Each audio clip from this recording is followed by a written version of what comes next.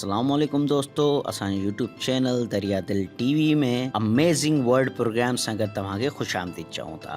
दोस्तों, हिन प्रोग्राम में असां तव्हांखे अमेजिंग फैक्ट्स एंड फिगर्स सां आगाह कंदासीं ऐं दुनिया जी अमेजिंग इंफॉर्मेशन सां बि आगाह कंदासीं। त हलो प्रोग्राम शुरू था करियूं। निंड करण जी असीं जेतिरी कोशिशि कंदासीं, निंड अचण जा चांस ओतिरा ई घटि हूंदा आहिनि।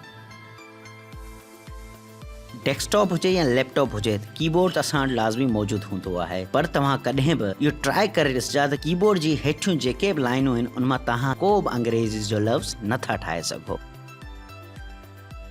असांजो 70% दिमाग़ पुराणी यादियुनि या मुस्तक़बिल जी पुराणी सुनहरी यादियुनि खे यादि करण में गुज़री वेंदो आहे।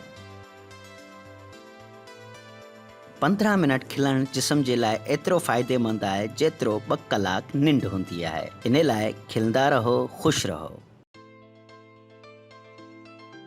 सियारे जे मौसम में असां काफ़ी माण्हुनि जी तबियत ख़राब थी वेंदी आहे ऐं सियारे में घणो करे खंघि असांखे वधी वेंदी आहे। सियारे जी खंघि में जेकॾहिं अव्हां चॉकलेट खाईंदा त उहा खंघि जी सीरप खां 5 गुना वधीक फ़ाइदेमंद आहे। लिहाज़ा सियारे में चॉकलेट खाईंदा करियो, जीअं सेहतमंद रहंदा करियो। Health is wealth.